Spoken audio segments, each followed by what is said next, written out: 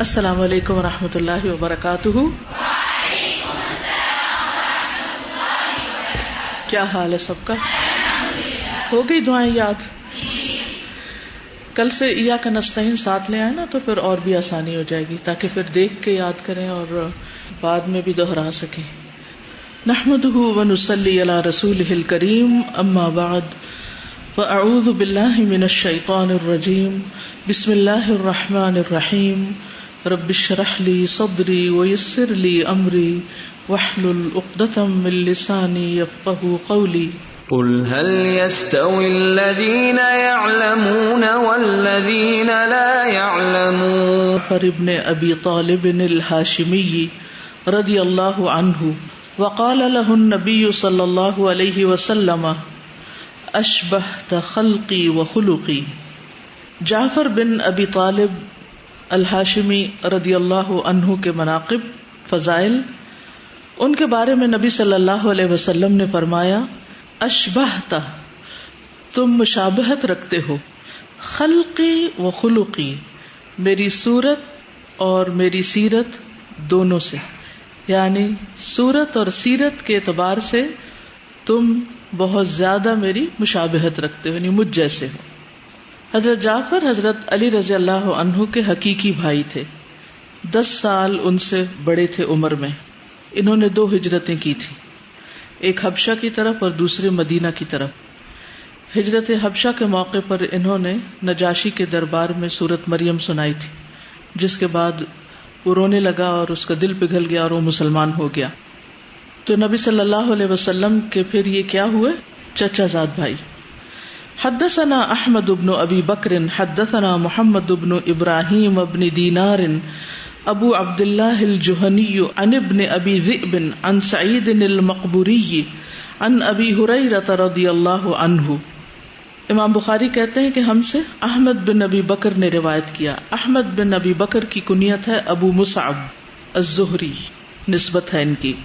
یہ امام ہیں، مدینہ کے شیخ ہیں، اور یہ قرشی اور مدنی کہلاتے ہیں. مدینہ کے قاضی رہے، 150 ہجری میں پیدا ہوئے. انہوں نے مالک بن انس کی مجلس کو لازم کیا، یعنی ان کے شاگرد تھے. مالک بن انس کون ہے؟ امام مالک جن کو کہا جاتا ہے، ٹھیک ہے، موطا امام مالک جن کی مشہور کتاب ہے، صاحب مذہب بھی ہیں، اور ان سے فقہ حاصل کی، ان سے موطا کا سماع کیا اور موطا کی روایت کو خوب محکم کیا، یعنی ان کے راویوں میں سے تھے. زبیر بن بکار کہتے ہیں کہ یہ اہل مدینہ کے فقیہ ہیں اور اس کا انکار نہیں کیا جا سکتا. ان کے بارے میں آتا ہے کہ یہ موطا کی روایت اور موطا کو بار بار پڑھتے اور موطا میں ہر لمحہ احادیث کا اضافہ کرتے رہے. ان کی عمر 72 سال ہوئی، 72 ایئرس کے ہو کر فوت ہوئے. ابو اسحاق اپنے طبقات میں کہتے ہیں ابو مصعب مدینہ میں سب سے زیادہ جاننے والے تھے، یعنی اپنے دور کے اعتبار سے، ورنہ امام مالک کا علم تو امام مالک کا ہی ہے. اور حدیث کے راوی صحابہ میں سے ابو ہریرہ ہیں رضی اللہ عنہ. وہ کہتے ہیں کہ ان الناس كانوا يقولون اکثر ابو ہریرہ، بے شک لوگ کہا کرتے تھے کہ ابو ہریرہ بہت زیادہ احادیث روایت کرتا ہے، اکثر، کثرت سے روایت کی ہیں. وَإِنِّي كُنْتُ أَلْزَمُ رَسُولَ اللَّهِ صلی اللہ علیہ وسلم بِشِبْعِ بَطْنِي، اور میں رسول اللہ صلی اللہ علیہ وسلم کے ساتھ چمٹا رہتا، ساتھ لگا رہتا، یعنی ان کی مجلس میں رہتا، مسلسل رہتا.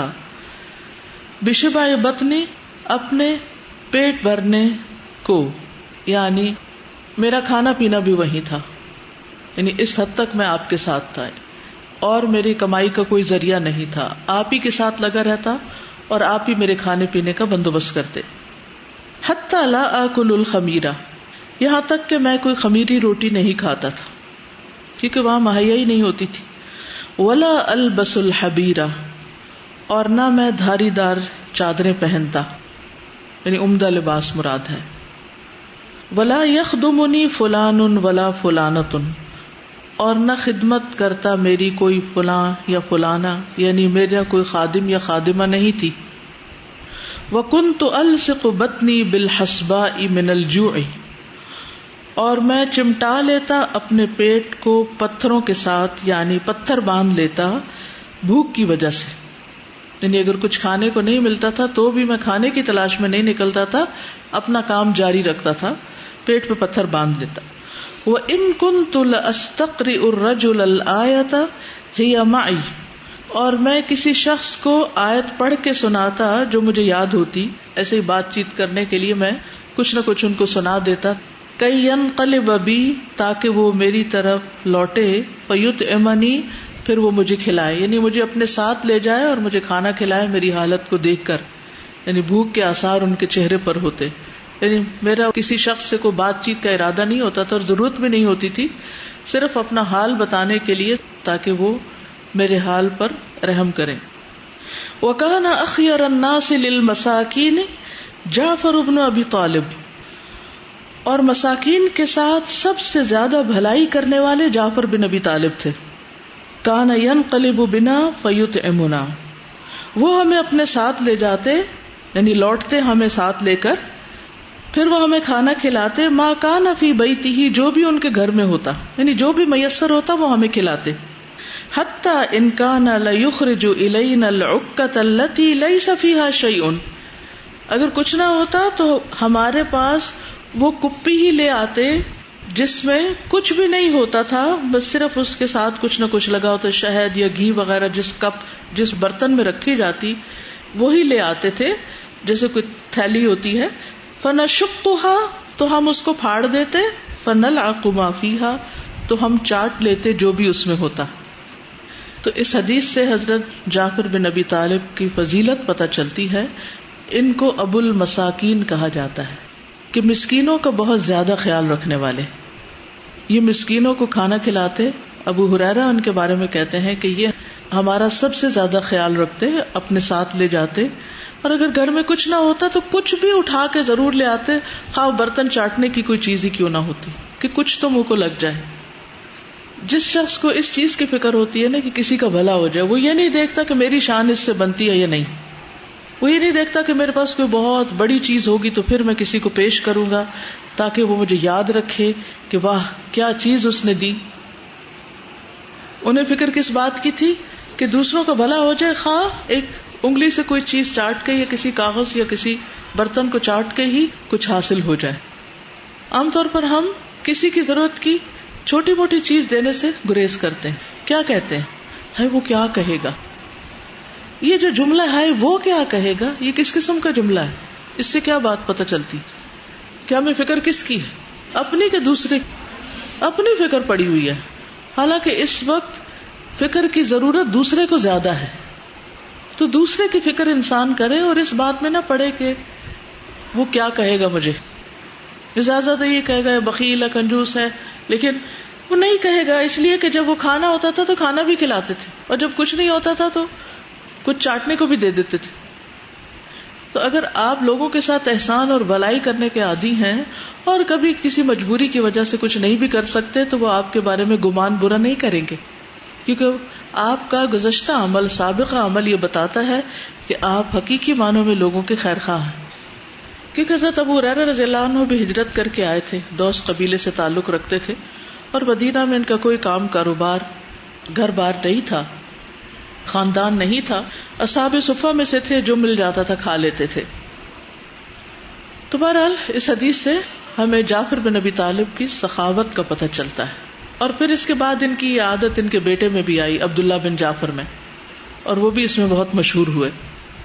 اگلی حدیث، حدثنا عمرو بن علی حدثنا یزید بن ہارون اخبرنا اسماعیل بن ابی خالد عن الشعبی ان ابن عمر رضی اللہ عنہما كان اذا سلم على ابن جعفر قال السلام عليك يا ابن ذي الجناحين قال ابو عبد الله الجناحان كل ناحيتين.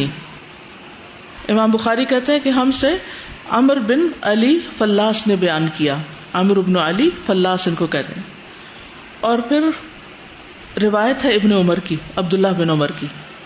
وہ کہتے ہیں کانا اذا سلم علی ابن جعفر، کہ جب وہ عبداللہ بن جعفر کو سلام کرتے، یعنی جعفر بن ابی طالب کے بیٹے کو، قالا تو کہا کرتے السلام علیکہ، تم پر سلامتی ہو، یا ابن ذی الجناحین، اے دو پروں والے کے بیٹے.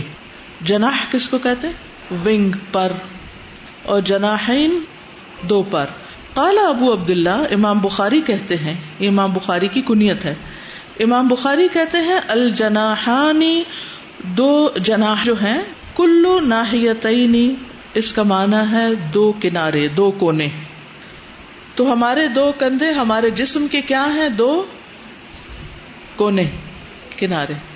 ٹھیک ہے. اصل میں ذوالجناحین جو تھے یہ دراصل جعفر بن ابی طالب تھے. جعفر بن ابی طالب غزوہ موتہ میں شہید ہوئے تھے. نبی صلی اللہ علیہ وسلم نے فرمایا کہ میں نے ان کو دیکھا ہے کہ ان کے دو بازو ہیں یا دو پنکھ ہیں، پر ہیں، اور فرشتوں کے ساتھ اڑتے پھرتے ہیں، فرشتوں کے ہمراہ اڑ رہے ہیں.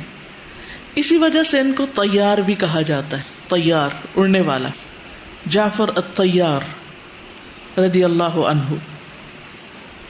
تو جعفر بن ابی طالب جو ہیں یہ رسول اللہ صلی اللہ علیہ وسلم کے چچا کے بیٹے ہیں. نبی صلی اللہ علیہ وسلم کو ان سے بہت محبت تھی. جب آپ کے پاس ان کی شہادت کی خبر آئی تو آپ اس بات سے بہت غمگین ہوئے، بہت دکھی ہوئے.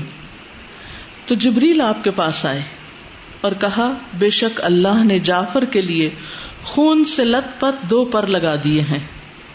یعنی وہ شہید تھے نا، ان کے ہاتھ کٹ گئے تھے. وہ ان دونوں سے فرشتوں کے ساتھ پرواز کرتے ہیں. اللہ اکبر، کتنا بڑا اعزاز ہے، کتنا بڑا مقام ہے. اس سے پتہ یہ چلتا ہے کہ انسان جب اللہ کے راستے میں کچھ دیتا ہے، کوئی نقصان اٹھاتا ہے، کچھ خرچ کرتا ہے، کوئی قربانی کرتا ہے، تو اللہ سبحانہ و تعالیٰ اس کی قربانی کو ضائع نہیں کرتے، اس کا کئی گنا زیادہ بہتر اجر اور صلہ عطا فرماتے ہیں. تو اللہ کے راستے میں ان کے بازو گئے تو اللہ تعالیٰ نے ان کو پر عطا کر دی. اڑنے کا سب کو شوق ہوتا ہے نا، اللہ سبحانہ تعالیٰ نے ان کو فرشتوں کے ساتھ اڑا دیا. ابن عباس سے مروی ہے، نبی صلی اللہ علیہ وسلم نے فرمایا گزشتہ رات میں جنت میں داخل ہوا تو میں نے ادھر ادھر دیکھا تو جعفر فرشتوں کے ساتھ پرواز کر رہے تھے، یعنی جنت میں اڑتے پھرتے تھے. اور میں نے دیکھا کہ حمزہ آپ کے چچا تھے. کب شہید ہوئے تھے وہ؟ جنگ احد میں. وہ تخت کے ساتھ ٹیک لگائے بیٹھے ہیں، جیسے بادشاہ بیٹھے ہوتے ہیں تخت پر، تو وہ تخت پر ٹیک لگائے ہوئے ہیں. جابر کہتے ہیں کہ جعفر رضی اللہ عنہ جب حبشہ سے واپس آئے، اور آپ اس وقت کہاں تشریف لے گئے تھے؟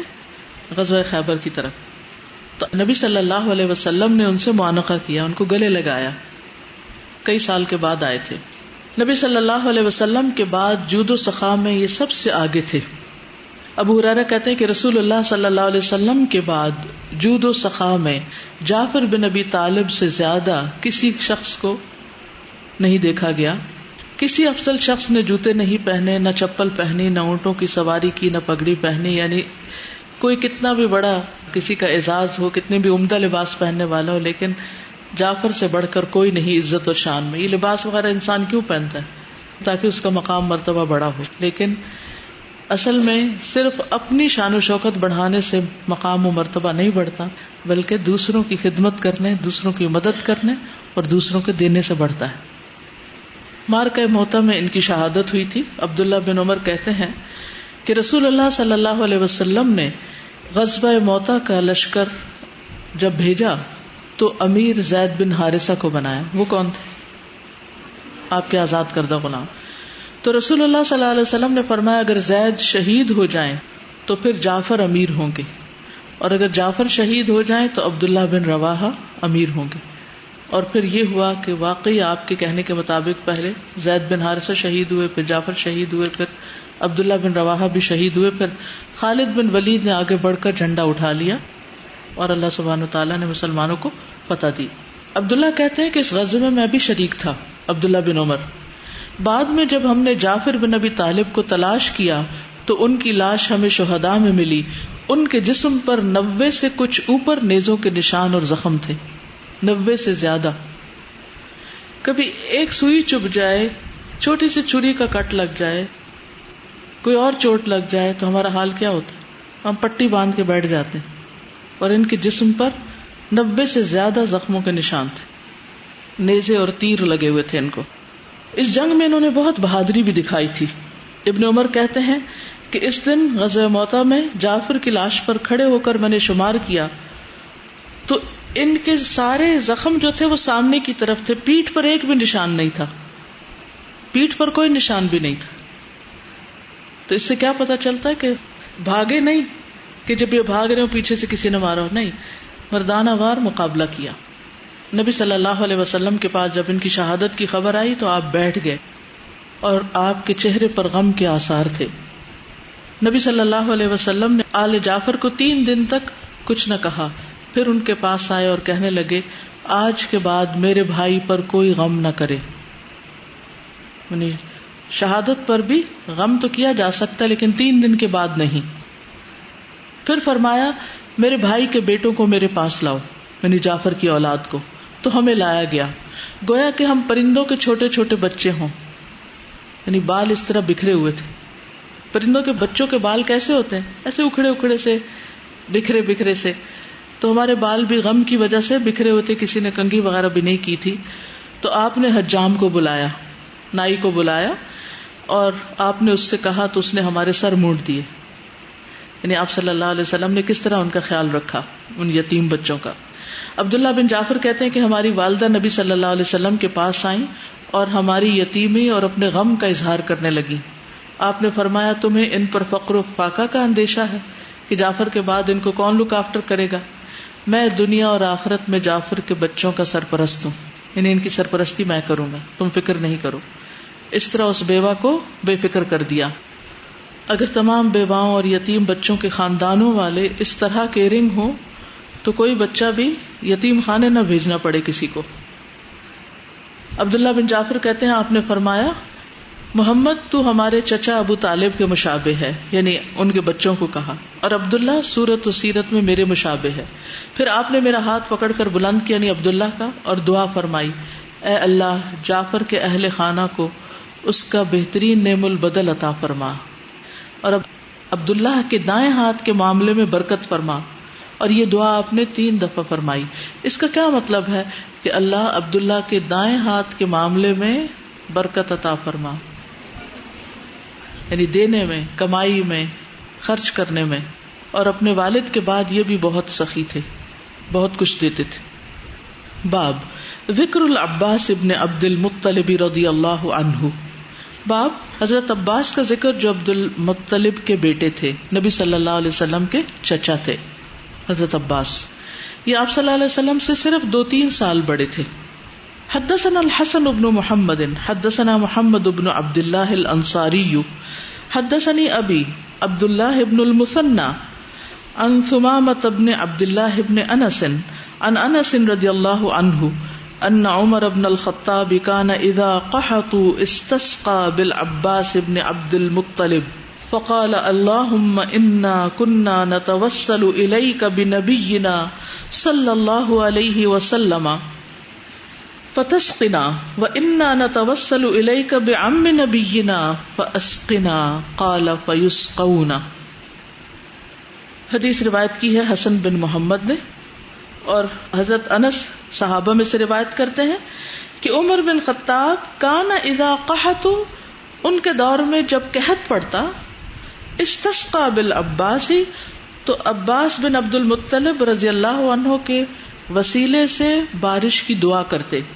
فقال، تو کہتے اللہم اے اللہ، انا کننا نتوسل الیک بنبینا صلی اللہ علیہ وسلم فتسقنا، اے اللہ ہم آپ سے نبی صلی اللہ علیہ وسلم کے وسیلے سے دعا کرتے تھے تو آپ بارش برساتے تھے.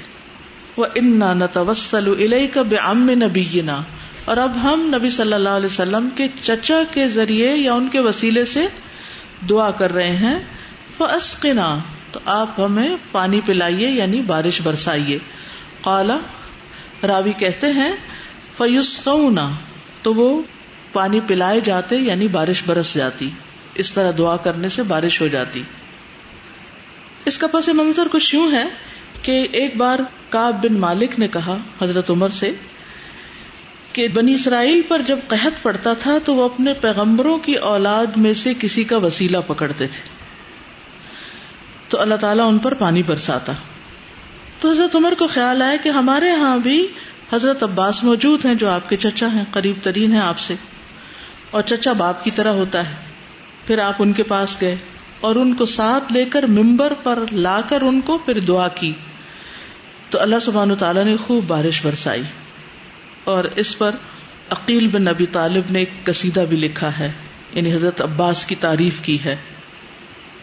باوجود اس کے کہ ان کی بہت فضیلت تھی اور حضرت عمر ان کا بہت احترام کرتے تھے، لیکن ان کو انہوں نے اپنی مجلس شورا میں شامل نہیں کیا ہوا تھا. اس کی وجہ یہ تھی کہ حضرت عباس فتح مکہ کے بعد مسلمان ہوئے تھے، تو حضرت عمر جو تھے وہ ان کو ترجیح دیتے تھے جو سابقون الاولون میں سے تھے. اس سے حضرت عمر کی فراست، دور اندیشی، معاملہ فہمی اور حکمت کا اندازہ ہوتا ہے کہ انہیں معلوم تھا کہ کس کو کیا کتنی رسپیکٹ دینی ہے، لیکن کام کس سے لینا ہے. انسانوں کی شناخت ہونا، انسانوں کو پہچاننا اور ان کی صلاحیت اور قابلیت کے مطابق کام لینا، یہ بہت اعلیٰ درجے کی کوالٹی ہوتی ہے.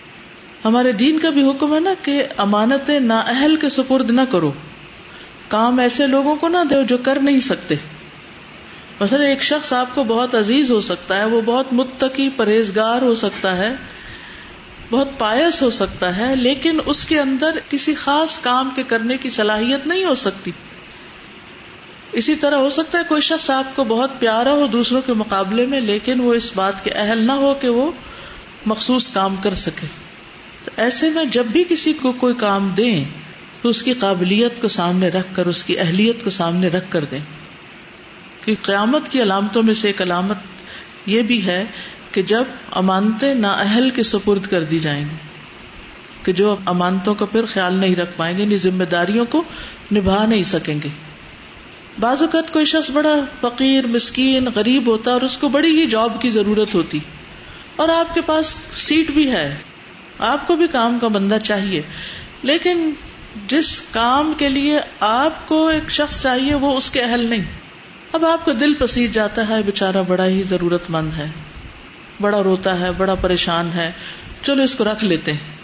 نہیں، اگر وہ اس کام کے قابل نہیں تو اس پر بھی ظلم ہے اور کام پر بھی ظلم ہے، اور اگر لوگوں سے متعلق وہ کام ہے تو لوگوں پر بھی ظلم اور زیادتی. تو ہمیشہ اس معاملے میں احتیاط برتنی چاہیے. جیسے گھر کا بھی معاملہ ہے تو آپ کے بچوں کی شخصیتیں مختلف ہو سکتی ہیں، ان کی عادات، ان کی صلاحیتیں، ان کے اخلاق، کردار مختلف ہو سکتے ہیں. تو گھر کے کاموں میں بھی مختلف کام جب تقسیم کریں تو ہر بچے کی اہلیت کے مطابق تقسیم کریں. اسی طرح اداروں میں، اسی طرح حکومت میں، ہر جگہ پر اگر یہ اصول بنا لیا جائے تو اس سے ملک و قوم اور ادارے بہت اچھی طرح ترقی کریں. کسی بھی ادارے کا زوال، کسی اسکول، کسی کالج، کسی بھی جگہ کا زوال دراصل یا کسی ملک کا زوال اسی سے ہوتا ہے کہ اس کے کارندے کیسے ہیں، کام کرنے والے کیسے ہیں. نکمے لوگ، نااہل لوگ ہمیشہ نقصان دیتے ہیں. تو ذمہ داریاں صرف ضرورت کے اعتبار سے نہیں دی جائیں گی کہ کون کتنا ضرورت مند ہے، بلکہ اس میں یہ بھی دیکھا جائے گا کہ جس کو دی جا رہی ہے وہ کتنا اہل اور قابل ہے. ویسے دو شخص ہیں، ایک کے ساتھ آپ کی بڑی دلی اٹیچمنٹ ہے، قلبی اٹیچمنٹ، اور دوسرا جو ہے وہ ذرا یعنی آپ کو اتنا ریگارڈ نہیں دیتا، ایک کام زیادہ اچھا کر سکتا ہے. تب آپ کو کیا کرنا چاہیے؟ اس کو چننا چاہیے چاہے دل سے دور ہے، کہ کام کے لیے وہ بہتر ہے. اس سے آپ کو بھی فائدہ ہوگا، آپ کی بھی ہیڈیک کم ہوگی اور باقی سب کو بھی فائدہ ہوگا. تو اس میں حضرت عباس کی فضیلت بیان ہوئی ہے کہ کس طرح حضرت عمر رضی اللہ عنہ نے ان کو اہمیت دی، اور یہ اس بنا پر کہ وہ کعب بن مالک جو تھے انہوں نے یہ مشورہ دیا تھا. تو بعض اوقات کسی کا مشورہ بہت فائدے کا ہو سکتا ہے. ابن عباس کہتے کہ رسول اللہ صلی اللہ علیہ وسلم نے فرمایا حضرت عباس سے کہ دوشنبہ کی صبح کو، سوموار کی صبح کو آپ اپنے بیٹے کے ساتھ میرے پاس آئیں تاکہ میں آپ کے لیے ایسی دعا کروں جس سے اللہ آپ کو اور آپ کے بیٹے کو فائدہ پہنچائے. یہ بھی ہو سکتا تھا کہ آپ وہیں کھڑے کھڑے دعا کر دیتے، لیکن اس وقت ہو سکتا ہے کہ صرف عباس ہو، ان کے بیٹے نہ ہو. تو آپ نے فرمایا کہ فلاں دن آپ میرے پاس آئیں، بچے کو لے کر آئیں تو میں آپ کے لیے دعا کروں گا. صرف دعا کرنے کے لیے بلوایا. پھر وہ صبح کے وقت گئے اور ہم بھی ان کے ساتھ گئے. ابن عباس روایت کرتے ہیں, عبداللہ بن عباس. تو آپ نے ہمیں ایک چادر پہنا دی, پھر دعا کی, اے اللہ عباس کی اور ان کے بیٹے کی بخشش فرما, ایسی بخشش جو ظاہر اور باطن دونوں کے اعتبار سے ایسی ہو کہ کوئی گناہ نہ چھوڑے, یعنی سارے گناہ ان کے مٹ جائیں. اے اللہ ان کی حفاظت فرما, ان کے بیٹے کے سلسلے میں یعنی ان کے حقوق کی ادائیگی کی انہیں خوب توفیق عطا فرما. یہ مراد تھی. ہمیں آتی ہیں ایسی دعائیں, دعا کے الفاظ کا انتخاب اور دعا مانگنا کسی کے لیے اور پھر اس کے حسب حال اور اس کے فائدے کے لیے. اور جب آپ کسی کے لیے دعا کرتے ہیں تو اس کا مطلب یہ ہے کہ آپ کے دل میں اس کے لیے بہت خیر خواہی ہے. اس سے آپس کے تعلقات بھی بہتر ہوتے ہیں. جب آپ کسی کو دعا دیتے اور دل سے دیتے ہیں, باہم غلط فہمیاں دور ہوتی ہیں, کیونکہ دعا آپ صرف اس کو دیتے ہیں جس کی طرف سے آپ کا دل صاف ہو اور آپ اس کو فائدہ پہنچانا چاہیں. دیکھیے, ایک وہ فائدہ ہوتا ہے جو آپ خود کسی کو پہنچاتے ہیں, کوئی چیز آپ کسی کو دے دیتے ہیں, اور ایک یہ ہے کہ چیز تو نہیں دیتے لیکن اللہ سبحانہ وتعالیٰ سے اس کے لیے دعا کرتے ہیں کہ وہ اس شخص کو فائدہ پہنچائے, دنیا کا یا آخرت کا. زیادہ بڑی دولت کیا ہے, بڑا فائدہ کیا ہے؟ دعا. کیونکہ جو کچھ اللہ سبحانہ وتعالیٰ کسی کو دے سکتا ہے وہ آپ تو نہیں دے سکتے. آپ تو کسی کو ایک دفعہ ایک بار کوئی چیز دے دیں گے, لیکن اگر آپ نے کسی کو ایک بار کوئی ایسی دعا دی جو اس کو اور اس کی نسلوں کو لگ گئی تو پھر کیا ہوگا؟ ایسے خزانے اور ایسی خیر کہ جو کبھی ختم نہ ہو. تو دعا دینے میں کبھی بخل نہ کریں, اور ساتھیوں کے لیے دعائیں کرتے رہیں, چاہے وہ آپ کو نہ بھی کہیں پھر بھی کریں. ضروری نہیں ہوتا کہ کوئی کہے کہ دعا کرے تو پھر کریں. جب کسی کا کوئی احسان یاد آئے, جب کسی کی کوئی خوبی یاد آئے, جب کسی کی کوئی ضرورت یاد آئے, کسی کی کوئی تکلیف یاد آئے, تو آپ خود بخود اس کے لیے دعا کرنا شروع کر دیں. اگر وہ سامنے ہے تو آپ سامنے اس کے منہ پہ بھی کر سکتے ہیں اس کے لیے دعا, اور اگر وہ سامنے نہیں تو آپ غائبانہ طور پر بھی اس کے لیے دعائیں کر سکتے ہیں. اللہ سبحانہ وتعالیٰ آپ کے لیے ایک فرشتہ مقرر کر دے گا جو آپ کی دعاؤں پر آمین کہے گا, اور پھر آپ کے لیے فرشتہ دعا کرے گا کہ اس کو بھی وہی دیا جائے جو یہ دوسرے کے لیے مانگ رہا ہے. تو آپ کسی کے لیے دعا کرتے ہیں اور فرشتہ آپ کے لیے دعا کرتا ہے, تو دعا کرنے والے کے لیے بھی فائدہ ہے اور جس کو دعا دی جا رہی ہے اس کے لیے بھی فائدہ ہے. اسی طرح آپ اپنے لیے کسی خیر و بلائی کی کوئی امید رکھتے ہیں, توقع رکھتے ہیں, حاجت رکھتے ہیں. مثلا آپ کے بچے بیمار ہیں تو آپ ان کے لیے جب دعا کریں تو آپ یہ بھی دعا کریں کہ اللہ باقی سب لوگوں کے بچوں کو بھی شفا دے اور میرے بچے کو بھی شفا دے. علم کی دعا, برکت کی دعا, زندگی کی دعا, مال و دولت کی, بیماریوں اور آفات اور مصیبتوں اور پریشانیوں سے بچنے کی کوئی بھی دعا, اس میں دوسروں کو شریک کر لیا کریں. اس کی وجہ سے وہ چیز آپ کے حق میں بھی فائدہ مند ہو جائے گی. اللہ کے خزانوں میں کچھ بھی کمی نہیں. اللہ سبحانہ و تعالیٰ سب کو دے کر بھی اس کے خزانے میں اتنی کمی نہیں ہوتی جتنی سمندر میں سوئی ڈال کے پانی لگتا ہے تو کمی ہوتی. تو اس لیے آپ کو کیا مشکل جب آپ کے اللہ سب بیماروں کو شفا دے. اب پوری دنیا میں, پورے گلوب پہ جہاں جس ہسپتال میں جو بھی کوئی بیمار پڑا ہے, آپ نے کیا کیا؟ سب کے لیے دعا کر دی. اللہ سب بیماروں کو شفا دے, اللہ سب دکھی لوگوں کے دکھ دور کر دے, اللہ سب کی دعائیں قبول کر لے, اللہ سب کی حاجات پوری کر دے. سب کا لفظ شامل کر لیں. اسی لیے جمع کا جو صیغہ ہے ربنا آتنا فی الدنیا, تو وہ صرف اپنے لیے نہیں ہوتی, جو بھی آپ کے متعلقین ہیں وہ سب اس میں شامل ہوتے, سارے مسلمان شامل ہو جاتے ہیں. اسی طرح جب آپ کو کسی سے شکایت ہو یا کسی سے آپ کو کوئی دکھ پہنچے, کوئی تکلیف ہو یا کوئی بدگمانی ہو, کچھ بھی, اس وقت بھی آپ ان کے لیے دعا شروع کر دیں. آپ کا دل ٹھنڈا ہو جائے گا, آپ کا دل سکون میں آ جائے گا. ہوتا ہے بعض اوقات کسی سے کوئی انبن ہو جاتی, کوئی ناراضگی ہوتی, جیسے حضرت علی اور حضرت فاطمہ کے بیچ میں ہوگی, ایسی ناراضگیاں ہر جگہ ہوتی. بعض اوقات انسان بغیر کسی ایسی نیت اور ارادے کے کوئی مشورہ کسی کو دیتا ہے اور دوسرا ایک دم برہم ہو جاتا ہے. خواب کہتے ہیں میری تو کوئی ایسی نیت ہی نہیں تھی کہ میں اس کو ناراض کری, تو خواہ میں ناراض ہو گیا. ہوتا نا ایسے. بعض اوقات کوئی شخص آپ کو کچھ بتا رہا ہوتا ہے, آپ اس میں تھوڑی سی کوئی ایڈیشن کرنا چاہتے ہیں, وہ آپ کو فوراً کاٹ دیتے ہیں, نہیں نہیں نہیں نہیں. تو اس وقت آپ کے دل کو کیا ہوتا ہے, اس نے میری بات ہی نہیں سنی. یہ کسی کی بات کاٹنا جو ہے نا, یہ بھی کوئی چھوٹا سا زخم لگانا نہیں ہوتا. یہ ایسے ہی جیسے پانی پیتے ہوئے کسی کے منہ سے گلاس کھینچ لیا جائے. تو وہ تشنا رہ جائے. تو ایسی چھوٹی چھوٹی چیزیں نہ چاہتے ہوئے بھی لوگوں کے بیچ میں پیش آتی رہتی ہیں جو آپس میں مل جل کر رہتے ہیں. کتنا بھی محبت کرنے والا گھرانہ ہو لیکن کچھ نہ کچھ ہو ہی جاتا ہے. شیطان ہر وقت وسوسے ڈالتا رہتا ہے. ایسے میں جب کسی کے خلاف کوئی بدگمانی ہونے لگے, کوئی وسوسہ آئے, آپ اس کے لیے دعا کریں کہ اللہ اس کو ہدایت دے, اس کو اچھا اخلاق دے. یہ فلاں شخص جو مجھے تنگ کرتا ہے, اللہ اس کو تو اچھا اخلاق دے, یہ مجھے تنگ نہ کیا کرے. یا اللہ مجھے اس کے شر سے بچا. ہمارا شر یہی ہوتا ہے نا کہ ہم کسی کو تکلیف دیتے ہیں, چاہتے یا نہ چاہتے ہوئے بھی. ضروری نہیں ہوتا بعض اوقات ہم چاہ رہے ہیں, نہیں, نہ چاہتے ہوئے بھی کچھ نہ کچھ ہو جاتا ہے ہم سے. تو ان سارے مواقع پر دعائیں بہت فائدہ دیتی ہیں. اب یہ جو حدیث ہے اس کو بعض لوگ کوٹ کرتے ہیں اور کسی بھی بزرگ, کسی بھی نیک انسان کا وسیلہ دینا شروع کر دیتے ہیں. تو یہ ہر ایک کے لیے عام نہیں ہے, یہ انبیاء اور ان کے رشتہ داروں کے لیے خاص ہے. اسی لیے ہم دیکھتے ہیں کہ صحابہ کرام میں سے بعد میں کسی اور نے کبھی ایسا نہیں کیا. حضرت عباس جو ہیں یہ حضور صلی اللہ علیہ وسلم کو بہت عزیز تھے. ان کے چچا تھے چونکہ عمر میں قریب قریب تھے, اور ان سے بہت سی احادیث ان سے تعلق داری کی ہمیں پتہ چلتی ہیں. اور ان کے بیٹے جو ہیں خاص طور پر عبداللہ بن عباس, ان کو تو نبی صلی اللہ علیہ وسلم نے خاص توجہ دی تھی اور پھر وہ بہت بڑے عالم بنے تھے. حبر الامہ ان کو کہا جاتا ہے.